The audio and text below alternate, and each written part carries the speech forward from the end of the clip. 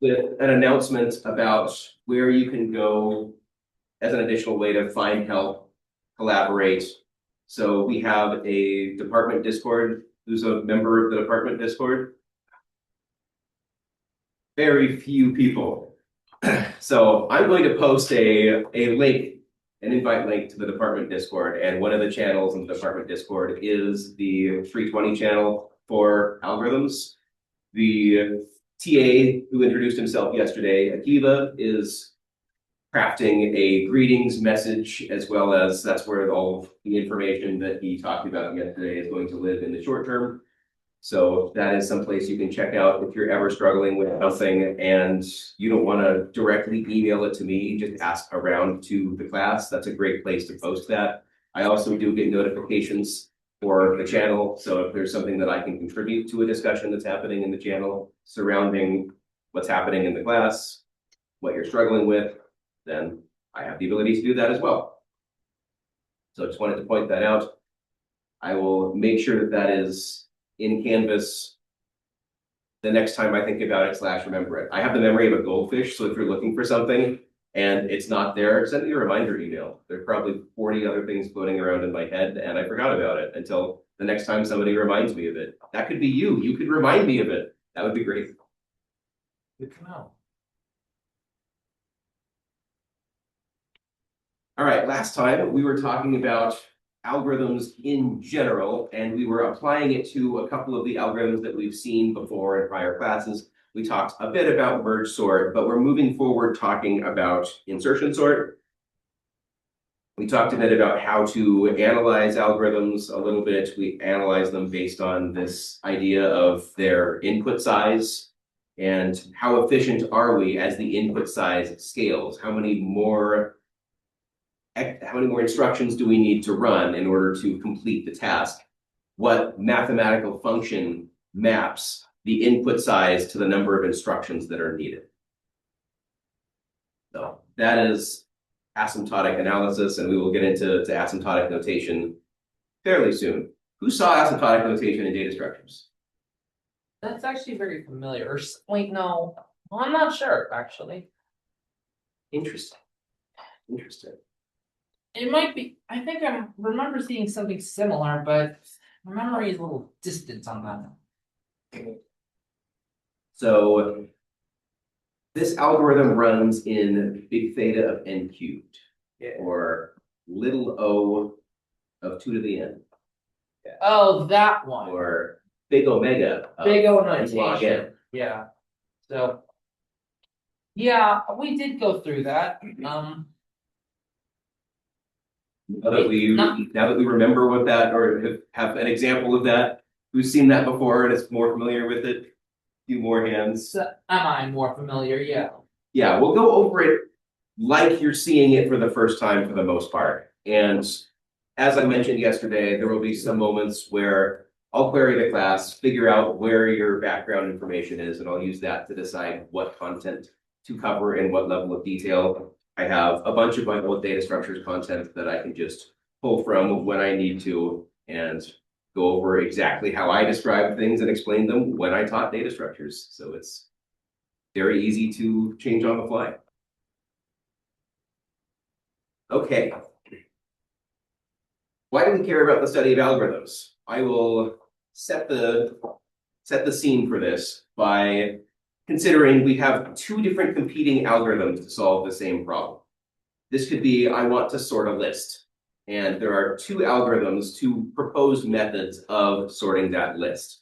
So there's your example. The question that I might have for you is, which list type is faster at retrieving elements? This is now between an array list or a linked list. Which is faster at retrieving elements? Why? Because that uses indices, so you get like immediate access to. Yeah, it is completely irrelevant how deep into the list you are when you're using an array list, because we have an immediate access. That immediate access is just math. If we have a memory address that this structure starts at, and we know how large each of the elements is. So a 64-bit integer is 8 bytes.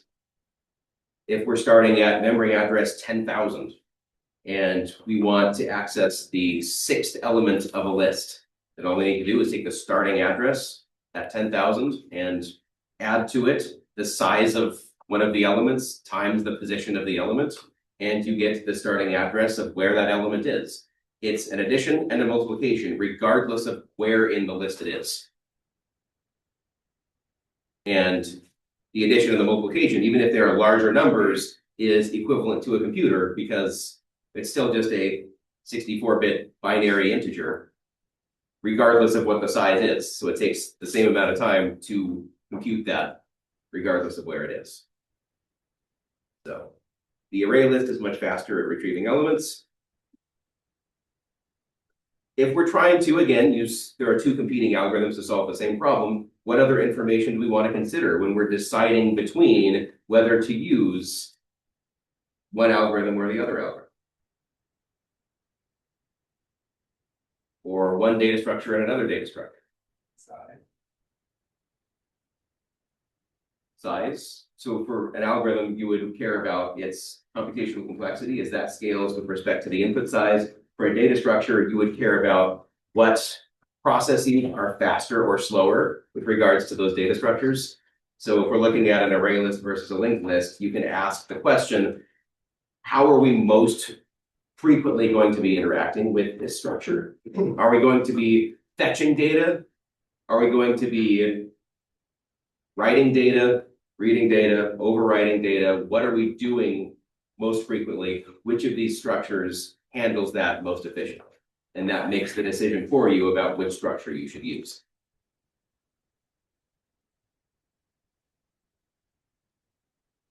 One way we can do this for data structures is to write a program and then just test particular operations on each of those structures. So here's an example of, we're just going to write this test. We actually zoom in on it a little bit. So we're going to make a list. What type of list are we making? It says it's an array list and then a linked list. We're going to test with an instantiated array list, test with an instantiated linked list. Then we're going to iterate through the list, and the list is 100 elements long. We're going to set the time before we begin, get element 5, and then look at the time after the process finishes. And then we print how many milliseconds that operation took. So this tells us how long it takes to access the fifth element. Any guesses? What are the results of this going to be in milliseconds? I'm curious, I always like just testing people's intuition on these. 0.339. So we're going to look at this in terms of, this is a great guess. It actually rounds to the nearest integer. For the nearest integer of milliseconds. Yeah, the nearest integer of millionths of seconds. I was actually thinking of 2 milliseconds to be honest, but I'm not that naive. The answer is 0 and 0. Oh. Computers are fast. That fast, eh? So getting the fifth element here was not particularly helpful. What we learned are that computers are fast. So imagine that you've set this up and you're trying to decide between using an array list and a linked list, and you're getting an element somewhere in the list. What is a reasonable thing that we could do to try to account for the fact that it looks like, from what we've tried so far, that these list types are equivalent? A get takes the same amount of no time in order to return that fifth element. What could we do to try to differentiate and determine which one is better for our particular use case? Well, I think the problem is, we're trying to get like the element, like see how long it takes for it to get a very specific element at 5, and that's not very far on the list compared to its size. So, and So instead of looking for that, we try going for, I'm thinking a bigger object. A bigger number? Yeah, bigger number, yeah. Yeah, Count the operation. count the number of operations and take a more theoretical approach to it. So one way to do this would be to make a much longer list and look deeper into the list. You can also wrap the call in a loop. Instead of getting the fifth element once, get the fifth element a bunch of times. This is something that I would never assign to you. Do exactly the same thing over and over and over and over and over again. Are we having fun yet? But a computer doesn't feel things, so we're okay doing that to it. I will be the first casualty when computers take over. So the exact times will vary per run just because of system resources that are outside of our control. They will vary per machine, but if we do that, then we should be able to see a difference. We can also get element 50 rather than element 5, which is the other suggestion. So if we do that and get element 5 in a loop based on the number of test runs, and why not? We're going to run this 1 million times. We're going to get the fifth element 1 million times. What do we do to our computers? How are they okay with this? But we finally see a difference. The array list takes 21 milliseconds to get the fifth element 1 million times, and the linked list takes 39 milliseconds to get the fifth element 1 million times. So this actually shows us, we can see that the array list is outperforming the linked list at gets 5 elements into the list. Yeah, that definitely includes Java code. Just double checking myself. I recognize it too. It is I'm Java. sorry, I'm dealing with C programming and operating systems. I'm just making sure I understand where I'm throwing myself in. That's all. So we've already answered how the array list gets the value. How does a linked list get the value at an index?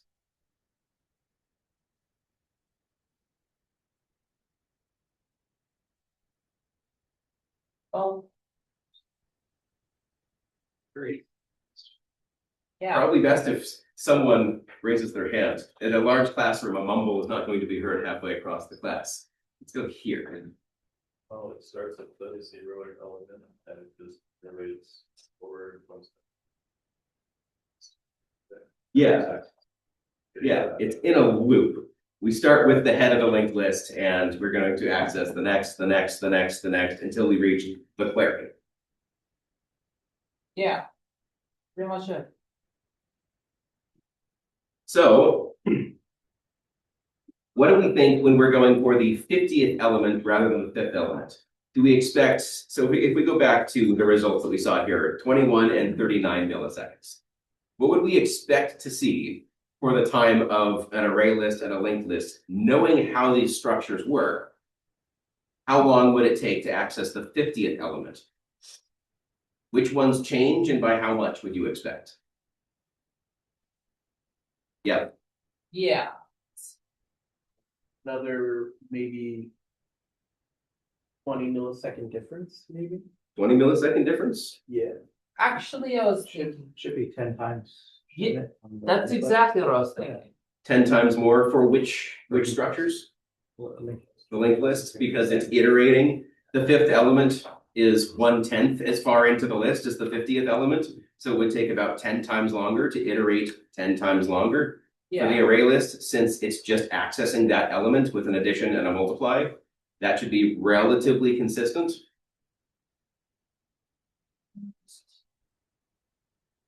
So we see, sure enough, that's about what happens. Whoa. It's not quite 10 times for the linked list, but it is barely different for the array list. That's insane, yo. It would be at a factor of about times 10. It's not exactly times 10, but that times 10 would scale if we asked for the 50th element, the 500th element, the 5,000th element. We'd see about this proportion increase each time. So didn't take the array list any more time to get element 50 than element 5? Question? Oh, no, sir. Thought? I was particularly looking for the. Oh, yeah, nice. Yeah, so it's an addition and a multiply. It doesn't matter to a computer what the values of the binary are when you're doing that addition and multiply. It's relatively consistent. It's not exactly consistent, but it's given how quickly this happens, it's very consistent. Took the linked list much longer. It had to iterate to get there. What do we want to conclude? Do we want to conclude that an array list is better than a linked list? No, No, Why not? because they can be for different. This just tested get. When we are getting an element deep into a list, it turns out that array lists are faster than linked lists. But that is not the only consideration as to why you would use one list type over another list type. It is one factor. On the other hand, you're working at a software development company and a client comes to you and needs fast access to a list of elements. You immediately think I should use an array list over a linked list for that reason. We can continue this process. If we get an index very deep into a list, the array list doesn't depend on the index passed, whereas the linked list does, and we should expect to see variance in how long the code takes to run when we're doing this with a linked list. So if we need a list, get is expected to be a very common operation. It may be worth concluding that you should implement an array list rather than a linked list. The reason we use and teach both of these list types is because there are benefits and detriments to both of them. If one was just strictly better than the other, we probably wouldn't teach the one that was worse.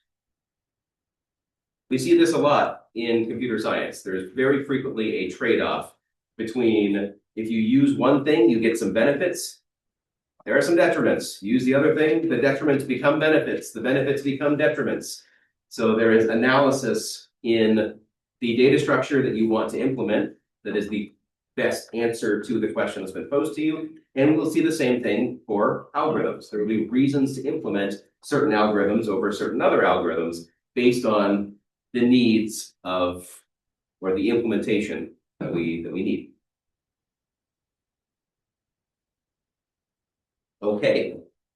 As we see this is how I introduce the concept of computational complexity, because we see that sometimes the runtime of an algorithm on a structure will depend on the size of the input, or an element of a test, like getting element 5 of a list, getting element 50 of a list. We would be curious mathematically, how does this grow? How does the time that it takes to access element X vary as X changes? Is that linear growth, quadratic growth, exponential growth? What kind of growth is that? So we could imagine taking this code and invoking it for different values of the input size, and then graphing that result. We can analyze this to determine the underlying mathematical function. The x-axis on that, size of the input, y-axis, running time in milliseconds.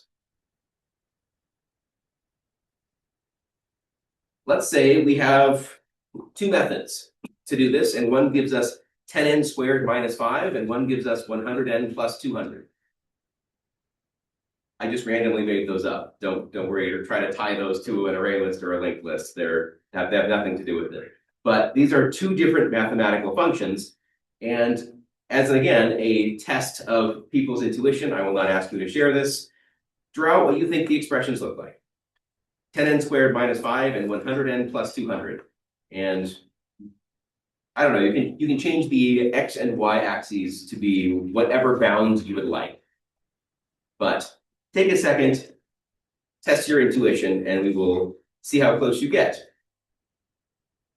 Intuitively, what does 10n squared minus 5 look like? And intuitively, what does 100n plus 200 look like?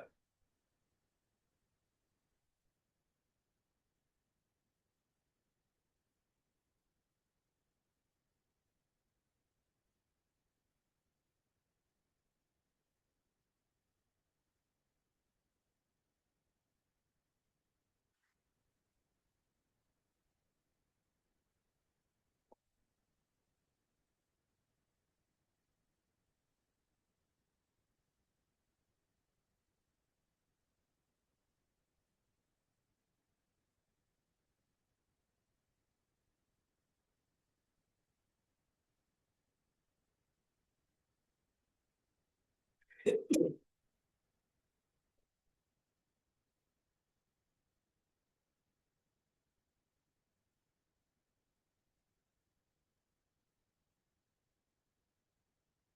to 20.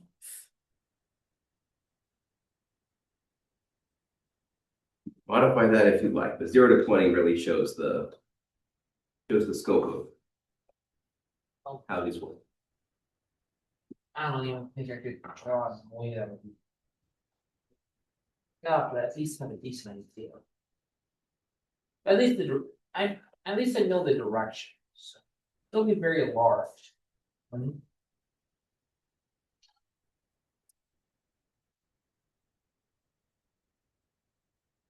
Okay, we have an answer. We have an estimate. Yeah. How do we do? Oh, that considering the fact that I did a double like two sides of the graph just to float around with it. I actually think I did a pretty good job, and I think you did a much better one, no? So let's actually This one's perfect. yeah, that did it. It makes the most sense, honestly. Only issue I have, only issue I have. Oh, right, because yeah, you can't see -5 because -5 because why would you want to see -5? But A, B, 10 and squared. Yes. Yeah. A is 10 squared minus 5. B is 100n plus 200. So, what are takeaways? What do we notice about the graph? Exponential growth versus linear growth. It is polynomial versus linear, but yes, we have one that is increasing at an increasing rate, one that has a consistent derivative. When is one, if these end up being running times in milliseconds, there's an inflection point. When is one better than the other? When is the other better than the first? Linear becomes better, equals 12. Yeah. What exactly is n anyway? Like, what exactly would we think n be in this case? Just ask. N? Yeah, What do you mean? I guess in you know what? I give up. I don't really know how to ask this Okay. question. So if we find that inflection point happens at n equals 12, when n is less than 12, we find that 10n squared minus 5 is lower than 100n plus 200, which means that if our input size were to be less than 12, then this quadratic formula would perform faster. But for any input size greater than 12, 100n plus 200 is faster. So we're looking at whichever one has a lower number of milliseconds. That means it would complete sooner, complete faster. At n equals 12, both methods have exactly the same performance. So which one scales better? If you were asked to implement one of these or the other, which one would you pick? You pick B? Why? Consistent. Yeah. Do we care too much about the performance in milliseconds if n is less than 12? It's relatively fast already. Even if we're using the 100n plus 200, the highest value there is under 1.5 seconds. I don't think we need to concern ourselves too much whether this program completes in 1.5 seconds or a little bit less than 1.5 seconds. But as this scales, as we're looking at n equals 20, then we're looking at the difference of, here we have 2 seconds to complete at 20 seconds versus we're looking at 4 seconds to complete. It's twice as long to choose the quadratic growth than it is to choose the linear growth, even though the linear growth has significantly higher scalars. The constant 200 is much larger than the constant -5. The constant 100 on the n is much larger than the constant 10 on the n squared. But as we scale this to larger n, it turns out that the term n squared versus n is what dominates the growth of this function. And that means that as this scales into sizes of the input that we would actually care about or see in practice, it doesn't really matter too much what the coefficients of these terms are. What matters are the dominating terms' order of growth. So one thing to note, and something that I see is an issue with novice computer scientists, is making sure that we're looking at this graph from the appropriate indices. So if we only look at n is 1 to 6 instead of 1 to 20, we get a graph that looks like this. Is it as easy to tell which of these functions is better than the other as n grows from this perspective? You can start to see it, Yeah, I think. but you have to think beyond what's in front of you in order to see, okay, the derivative of the quadratic function is going to outpace this at some point, but it's not inherent in this graph where that's going to happen, when that's going to happen. So you could draw some incorrect conclusions from this. You could start to conclude that A is strictly better than B.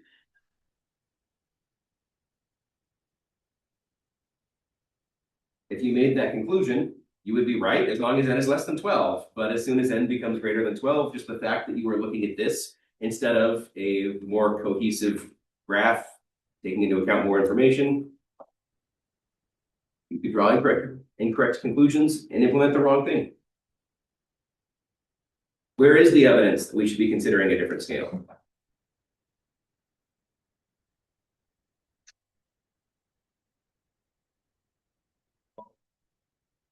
Yeah, and it's out there at n equals 12. Yeah. But if we're looking at this graph, how do we see that we should be looking at a different scale? Based on the look of this, it just it shows part of what it's capable of doing. We just don't know enough. Yeah. So yeah, this graph does not show us enough information for us to really make a concrete decision. It is in there, but you have to know how to interpret it. Yeah. I disagree with what he just said. Here, we can clearly see what seems to be an exponential graph starting. Yes. Yeah, you can look at the derivative basically. Look at how is the slope of each of these changing. The slope of B is not changing. The slope of A is changing and increasing. That means that there will be an inflection point. We don't know where directly from this without access to the expressions themselves. Once we have the expressions themselves, we can set them equal to each other and solve and get n equals 12.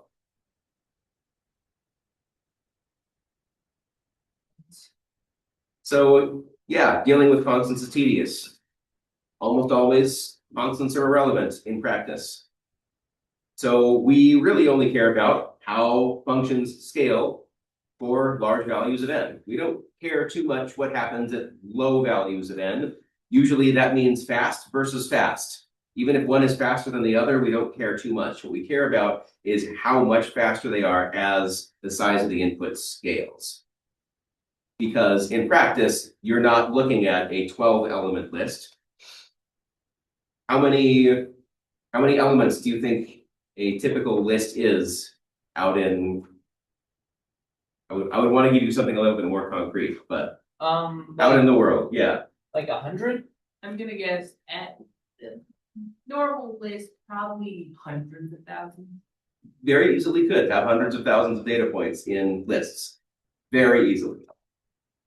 So when n is in the order of 100,000, even though we could see that the quadratic was twice as slow as the linear at n equals 20, what is it going to be at n equals 100,000? Let's actually do that because that would be fun. How would we answer that question?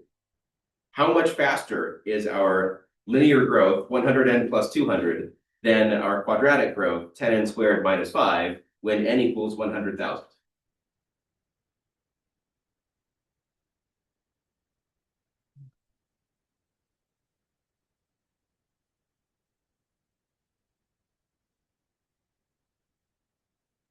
How many milliseconds it take?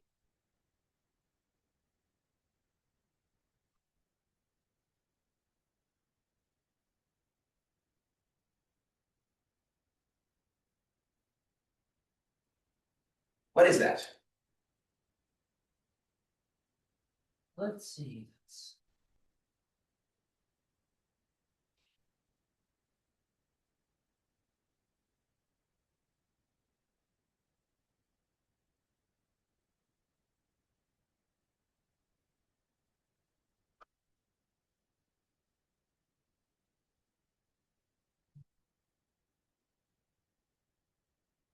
Someone is working on this, I know they are. I know, I am, but, I'm waiting for an answer. Who has one? oh yeah, I talked about the answer, the full prop or just the answer? Answer to that. Okay, that first one, let's see, that's, okay, The entirety of this ratio. How much larger is this than that? How many times?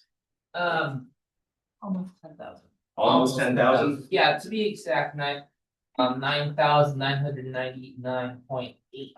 But Great. yeah. But yeah, that is about right.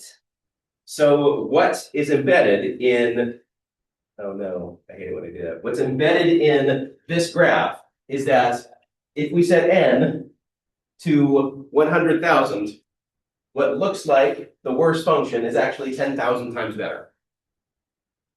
And that is the kind of scale where this starts to matter a lot. Okay.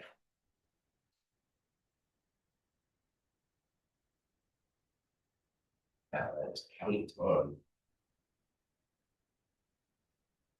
Oh, isn't that whiteboard spray or something you use right there on the desk?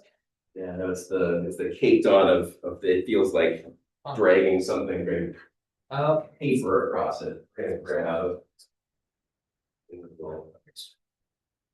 We might remember this discussion of getting some new erasers or that kind of with some of the staff or something like that.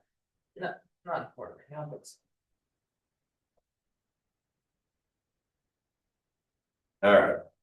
So at small n, differences aren't going to matter much in practice. Even if something is 10 times faster or slower, you're going to be looking at 1/100th of a second versus 1/10th of a second.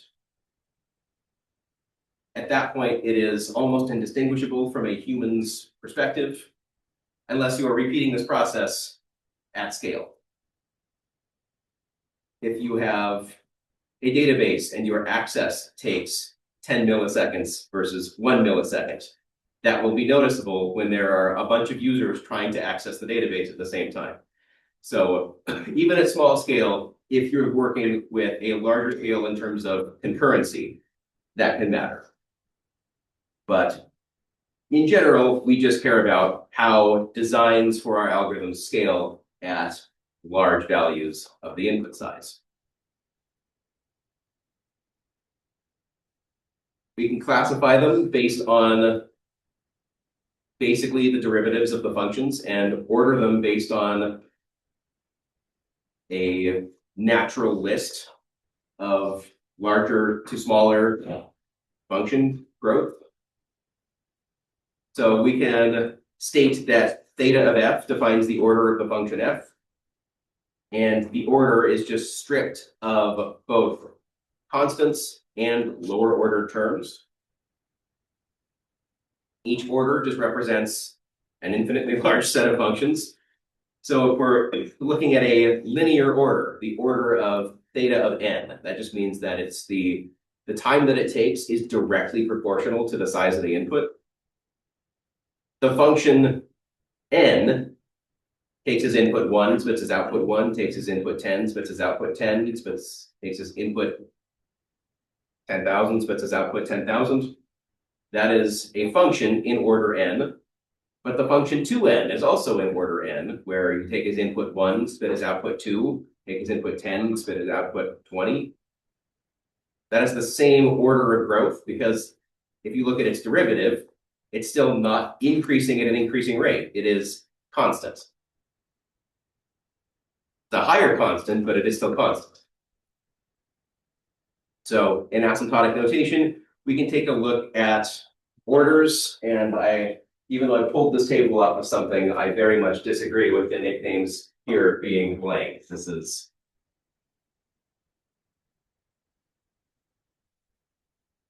We have exponential and Logarithmic. log linear. Oh, right. Yeah. Oh, right. I'm still not the most.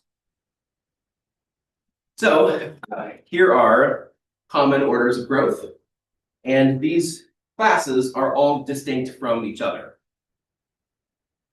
Regardless of constants or lower order terms, whichever one of these is the higher order terms here dominate the lower order terms.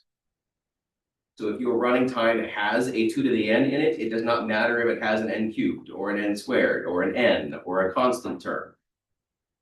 It will be dominated by that highest order term that is in it. So they're listed from inefficient to efficient, or takes a long time to does not take very much time. And it describes the asymptotic behavior for sufficiently large n. This means that as we scale that size of the input, what is the underlying function that denotes how much longer it takes to run as we scale that? So we can use two rules to help us define asymptotic behavior. Any constant value doesn't change the function order. I've hinted at this, but does anyone want to give me an intuitive reason why the constant doesn't matter? By that, I just mean. Well, it's a scale you mentioned for large n, right? So. Yeah. I want to write equals. This is going to be equivalent to.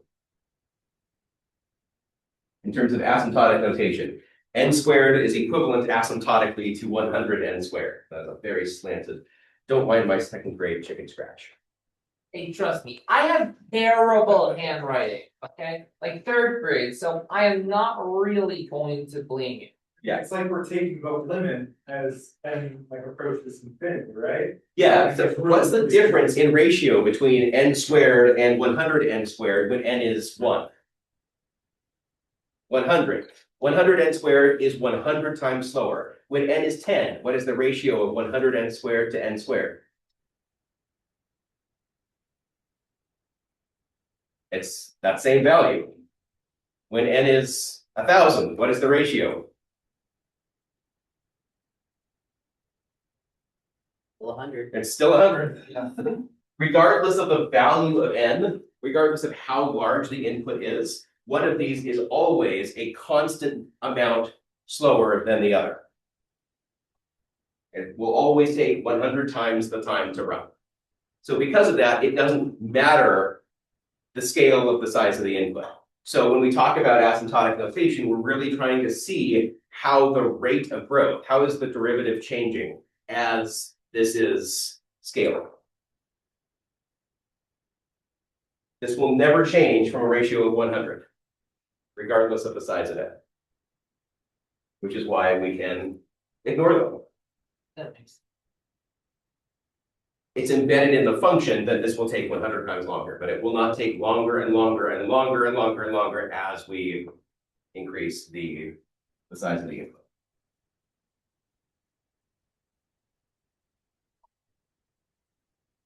We can also add or subtract a function of a smaller order. So this would be saying something like, if we have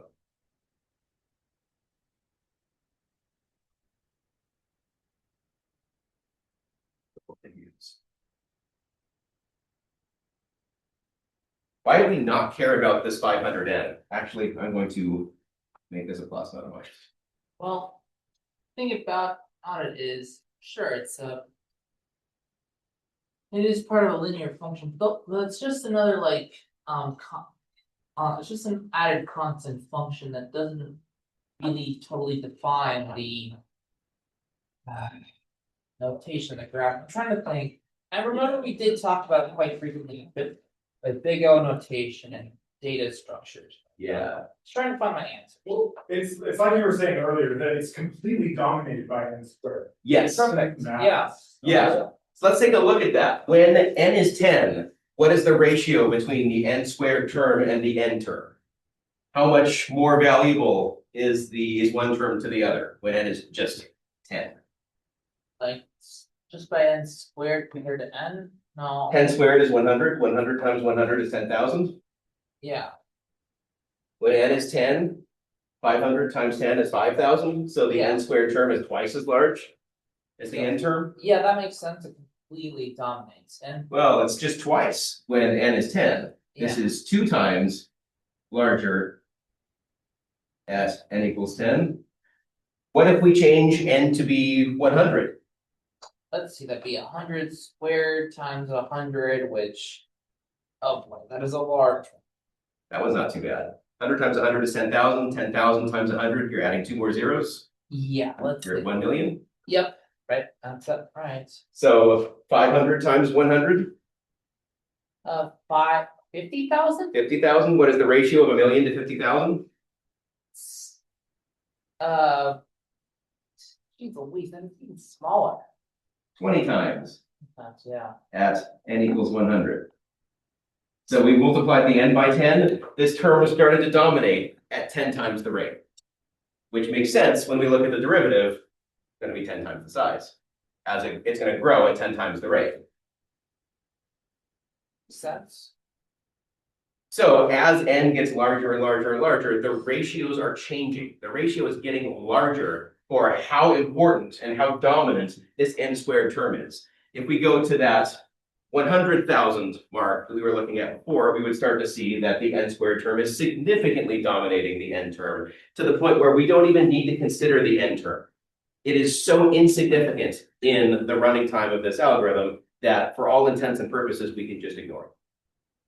It is still there, but as we zoom out, it's a smaller and smaller and smaller piece of what is adding time to this function. So that's why we care about asymptotic notation. That's why we are able to make 2 simplifying assumptions that we can ignore constants because the ratio does not change as n scales. And we can ignore adding or subtracting a function in a smaller order because as soon as we get to a size of n that we care about, it starts going away. If you squint, you can see the effect that lower order term has, but you have to start really squinting at it to see the effect that it's having on your running time.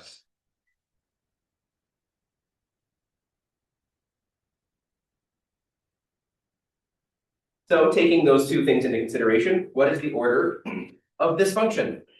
You have 5n cubed plus 2n squared minus 4n plus 11. Cubic, yeah. Cubic. And we can just state that it is cubic. 11 is a lower order term. It is a constant term. Negative 4n is a linear term. 2n squared is a quadratic term. 5n cubed is a cubic term. The largest of those terms is the cubic term that will dominate every other term. We can ignore every other term for the most part. Okay. And 5n cubed is always going to be 5 times as large as n cubed, So it's just regardless of the size of n. So it's a constant that we don't really need to worry about at all. Yep. So what's important in this to computer scientists, which should leap out of the screen, whatever this is, the whiteboard at you, is the n cubed. It should appear in a different color if you're looking at it. And I don't know, you see in color. I do not see in color, but I would imagine if you did, the n cubed would appear much larger and bigger, and everything else would just look insignificant and like it shouldn't even be there. I have time for a quick example. I think 2 competing algorithms to accomplish a task. After analysis, we determined that the first algorithm has an squared minus b log n. Another is cn plus d. First thing to consider, does it matter what the values of a, b, c, and d are? Yes? They're constants. Oh, yeah. They are constant factors. So if we're looking at Oh, it doesn't. Should have known. If we're looking at the asymptotic notation of these, constants never matter. Even though I have mentioned that they are A, B, C, and D, for all intents and purposes, we can ignore them. Yeah, okay. Orders of algorithms 1 and 2. let's see, then first we got. Yeah, so at the back of the first one, we got a logarithmic.